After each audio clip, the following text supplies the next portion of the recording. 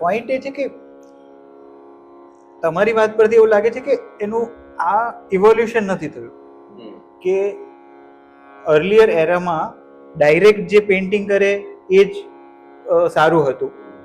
ધીરે ધીરે ઇવોલ્યુશન થયું અને પીપલ યુઝ ધેર માઇન્ડ અને એને એબ્સ્ટ્રેક્ટ વેમાં બનાવવા લાગ્યા. પણ if we look at the current scenario તો એ રેશિયો બહુ ઓછો છે. 90% belongs to regular thought process અને 10 કે 5% છે જે એબ્સ્ટ્રેક્ટને સમજે છે અને એની વેલ્યુ કરે છે. સો આર યુ સેઇંગ કે એ લોકોનું ઇવોલ્યુશન નથી થયું in terms of thought process?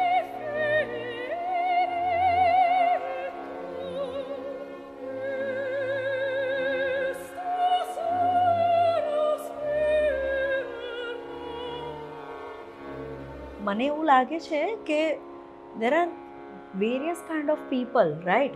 So not everyone will have that angle to vision it that way. There are people who are more into commercials. તો એ લોકોને આ એલિમેન્ટ કદાચ સમજ જ નહીં પડે. તો ઇવોલ્યુશન થયું કે નહીં થયું secondary, but for every art there is set of people who can take it or who cannot take it. I think એ તો ક્લાયન્ટ રિક્વાયરમેન્ટ પર જ વધારે જાય છે. અને just taking this idea forward, મને એવું લાગે છે કે ખાલી આર્ટમાં કે ખાલી આ વસ્તુમાં નહીં, ઇન જનરલ બધી જ વસ્તુઓમાં એક 10-90 કે 20-80 નો રેશિયો હોય જ છે.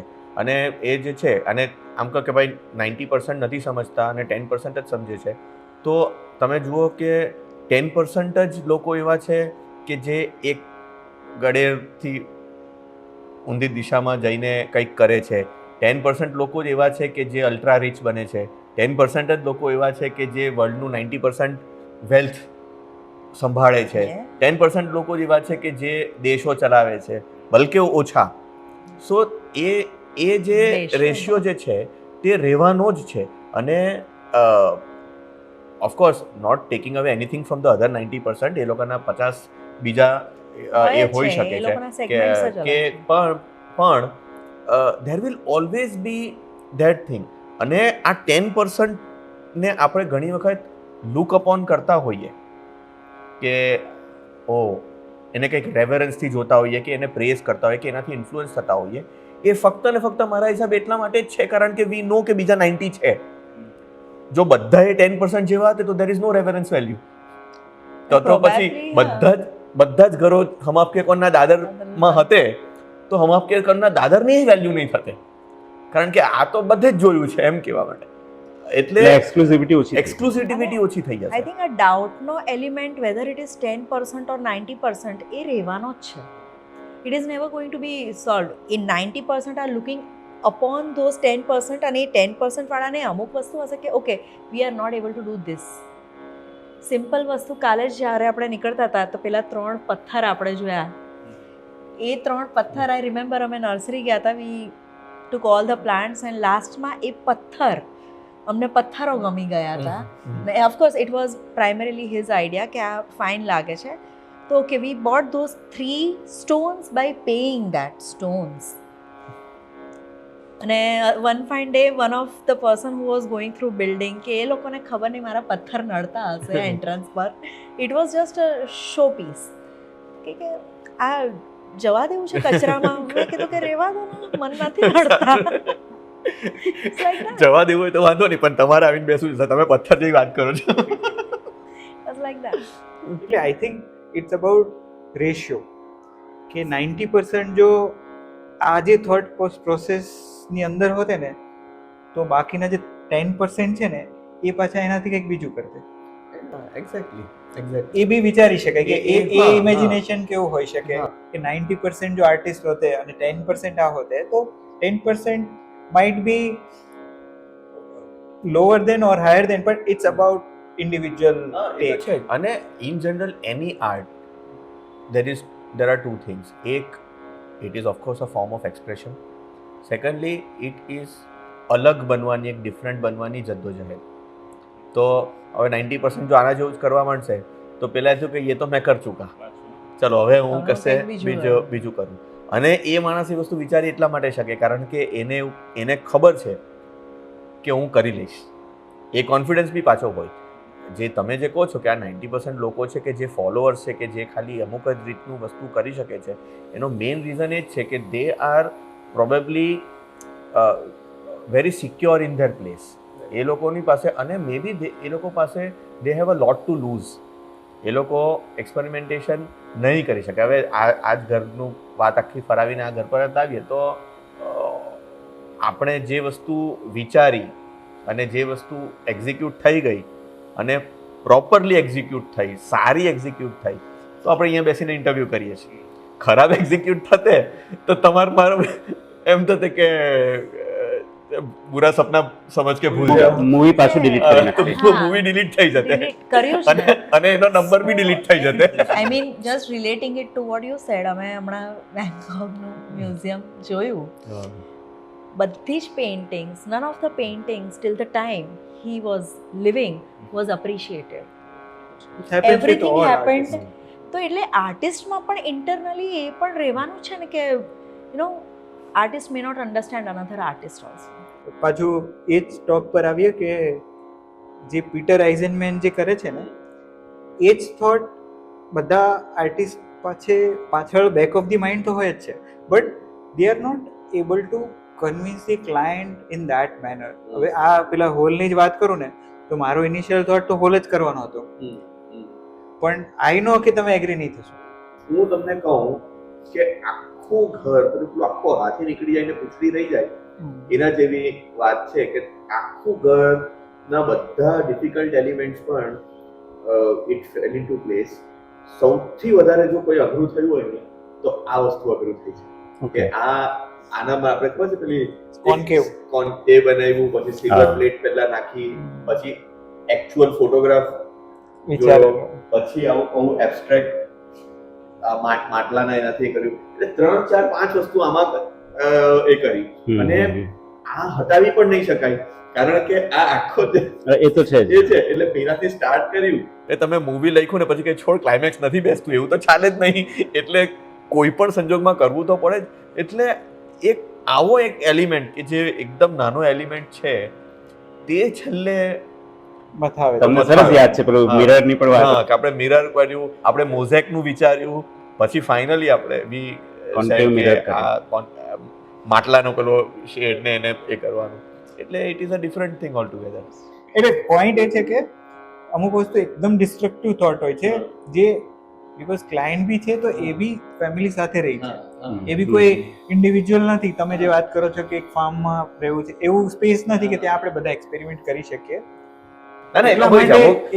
અમુક આર્કિટેક્ટ અમુક વખત પ્રોજેક્ટ કરે તો વચ્ચેથી કેવું પડે કે એક વચ્ચે એક તમારી વાત કે ઘર હું રહેવાનો છું આ ઘરમાં, તમે નથી રહેવાના, હું રહેવાનો છું, એટલે લેટ મી રિમાઇન્ડ યુ કે મારું ઘર બને છે.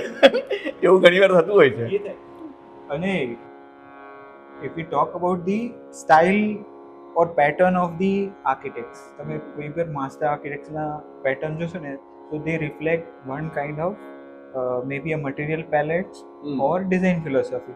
સમજો દડાવંડોની વાત કરો આર્કિટેક્ટની તો એ એક્સપોઝ આરસીસીના જ હાઉસ બનાવે. They have their lorry own, baker છે yeah, તો yeah, એ identity. એક્સપોઝ બ્રિક વર્કમાં જ કરે. સો after certain time they arrive to certain material palettes of philosophy and they are going deep into that. That's why they are using single material કે એમાં કેટલું exploration થઈ શકે છે. But our idea is કે rather than giving importance to the materials, we give the importance to the real human beings who are going to reside inside this Yeah, space. the feeling and philosophy. Belongingness Because experiment is is something important. your personal level and you are delivering to the actual person. So there is a difference. તો એ છે. હા અને again એટલે આ વસ્તુને જે again movie Madaari, please follow movie Madaari. झोले में से बातें आती रहेगी. એટલે પ્લીઝ ફોલો મૂવી મદારી વચ્ચે એક એ કરી દઉં છું. પણ એમાં ઇટ ઇઝ લાઈક માર્ટિન સ્કોર્સેસી અને સ્પીલબર્ગ. હવે સ્પીલબર્ગની તમે મૂવીનો જે ફિલ્મોગ્રાફી જુઓ તો હી હેઝ ડન એવરીથિંગ. એની મૂવીને એ પ્રાધાન્ય આપે કે આ સ્ક્રિપ્ટની આ ડિમાન્ડ છે, તો he has made romantic, alien, war, બધું જ કર્યું છે. અને સ્કોર્સેસી છે તે ગેંગસ્ટર એનું એક જોનર છે એ ગેંગસ્ટર જોનરામાં ડીપ ગયો છે. એટલે તમે જે કહેતા કે એક મટીરિયલ એની અંદર એ કેટલો ડીપ જાય, તો એ સ્કોર્સેસી છે તેને ગેંગસ્ટર જોનર એને એકદમ ફાવી ગયો છે. તો એમાં ગુડ ફેરાસથી માંડીને, કસિનોથી માંડીને, આયરિશમેનથી માંડીને એ બધા મૂવીઝ છે તે એક ગેંગસ્ટર મૂવીઝમાં પણ એને બહુ અલગ અલગ આપ્યું છે. ને પેલો છે તે જેમ કે તમે ક્લાયન્ટ બેઝ કરો એવી રીતે સ્ક્રિપ્ટ બેઝ સ્ટોરી બેઝ. કે ભાઈ આ સ્ક્રિપ્ટની આ ડિમાન્ડ છે તો હું આ કરીશ. જે રીતે આમિર ખાને લાલ સિંહ ચડ્ડા બનાવ્યું after the reference of Forrest Forrest Gump, Forrest તો એના માટે એમને 13 વર્ષ સુધી એના કોપીરાઇટ લેવા માટે એને મહેનત કરી, એ મૂવીના કોપીરાઇટ્સ લેવા માટે. તો એ રિલીઝ થાય ને ત્યારે આઈ થોટ કે સ્ટોરી નથી મળતી કે કોઈનું આપણે લઈ લઈએ છીએ, પણ નાવ આઈ રિયલાઇઝ કે જે રીતે આપણે કે આ મૂવી પરથી ઘર બનાવ્યું છે, પણ આમિર ખાનને ફોરેસ્ટ ગમ્પ એટલું બધું ગમ્યું કે he want to live that moment. But when you watch Exactly. both the movies, हाँ. you cannot feel that it is replicated. Okay. હા, He has brought his own uniqueness, emotion, and everything is at Context different. is you know, changed. it is touching But- different pulse. ના એ તમારી point right છે, કેમ કે context આખો બદલાઈ ગયો છે. he is talking about Indian કોન્ટેક્સ્ટમાં Indian- again it's a Bollywood movie, તો એ ફ્લેવર આવે. પણ મારો પોઈન્ટ એ છે કે એને એ મૂવીને અંદર જઈને જીવવું છે. That was his thought. That's why આ દંગલ ને જે બધી આવી ને એની પહેલાના એ એની પર કામ કરે છે. એટલે આ જો પોઈન્ટ કોઈ સમજે ને તો જ એ રિયલાઇઝ થાય. અને in fact very frankly Atul Kulkarni જે રાઇટર ઓફ ધ મૂવી છે એને જ્યારે એ મૂવી લખી હતી પહેલાં કે ત્યારે તો સીધું કોપી કરી લો ને કોને ખબર પડે એવા દિવસો ચાલતા હતા. ત્યારે પણ દે ટ્રાઈડ, પછીથી આ બધું એ કર્યું ને પછી તો ઇન્ડિયન એ પણ એ લોકોની બધી પેલી જે છે તેની ઇન્ડિયન બ્રાન્ચીસ પણ ખુલી અને આમિર ખાન એને કોઈ ના નહીં પાડે. પણ એ વાત સાચી છે કે એને એ મૂવી, કારણ કે એની પાસે તો કેટલી મૂવીઝને આવતી હોય પણ એને આ વસ્તુ કરવી હોય તો એ જ છે કે ભાઈ મારે આ એક મોમેન્ટ જીવવો છે. તલાશ માટે બી એણે એવું કર્યું કે વાત કરી હતી કે મેં આ મૂવી રિલીઝ કર્યું ને એ પહેલા મને ખબર હતી કે આ મૂવી ફ્લોપ જવાની છે, પણ છતાં બી થોડું અણ તો કરી એમ. મારે તો એ ફ્લોપ માટે જ બનાવેલી મેં. એ જ એને એક થોટ આવ્યો, એને રિલીઝ કર્યો, બસ દેટ વોઝ હિઝ આઈડિયા. તો સેમ વે એટલે ઘરની બી એ જ વસ્તુ છે કે એક થોટ આવે છે અને એને વી ટ્રાય ટુ એક્ઝિક્યુટ, પણ એવરી ટાઈમ એવું થાય છે કે ક્લાયન્ટ છે ને આઈડિયા એગ્રી કરી લે છે, એટલે એમાંથી એ સમજી લે છે કે આ રાઈટ છે એવું એને એવરી ટાઈમ ક્લિક થાય છે. That is the like blessing અમારી વસ્તુમાં. તો જ એનો વિડીયો બને. I think that your questioner has a lot to do with this. Yes maybe. That helps you in understanding a person. Outright જ તમને questions થી somewhere તો એક આઈડિયા આવી જ જાય કે what this person is thinking. મૂવીની ચોઇસીસ એ એક બહુ મોટો રેફરન્સ છે. બુક્સ તમે કદાચ પૂછતું હોય, ઇન જનરલ જે પણ ક્વેશ્ચન હોય that gives some kind of identity of a person. So that will help you કે is it going somewhere in the sync of what I can visualize. પણ એ વસ્તુ એ જ છે ને કે તમે જે આપણે આ જે વસ્તુ વાત કરી કે બે કોઈ પણ પ્રોજેક્ટ એક સારો પ્રોજેક્ટ બની જાય પછી આપણે એને રેટ્રોસ્પેક્ટમાં જોઈએ કે ઓકે આ પણ આ આપણે આમાં તો જેમ મૂવીઝના પેલા મેકિંગના વિડીયોઝ બનતા હોય છે, ફ્લોપ મૂવીના મેકિંગના કોઈ વિડીયોઝ નથી બનતા હોતા. પણ આમાં એ વસ્તુ જ છે કે એક મેકર કે એક સ્ક્રિપ્ટ રાઇટર કોઈ પ્રોડ્યુસર પાસે જાય તો હવે એ પેલા એવી 50 સ્ક્રિપ્ટ્સ હશે કે જે એ માનતો હોય કે બહુ સારી છે, પણ સ્ટારને એવું લાગતું હોય કે પ્રોડ્યુસરને લાગતું હોય કે ના ભાઈ તારું આ વસ્તુ ખોટી છે. કોઈકને એવું લાગી જાય કે ના તું કહે છે તે સાચી, હા ડિફરન્ટ છે, અને એ વસ્તુ બની જાય. હા, શોલે છે, ઝંજીર છે, એ છે, એટલે બહુ બધા એક્ઝામ્પલ્સ છે એવા. હવે એવું પણ બન્યું છે કે બહુ ડિફરન્ટ હોય, પેલાએ બનાવી પણ ફ્લોપ ગઈ.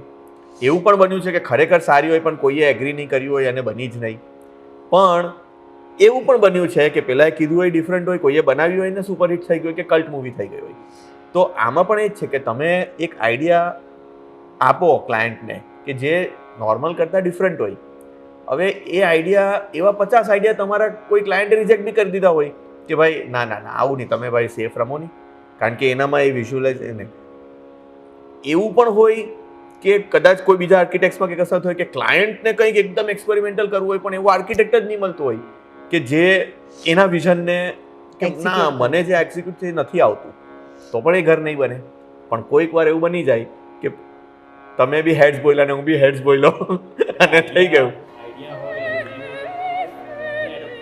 હા, અને એક્ઝિક્યુટેબલ પણ હોય.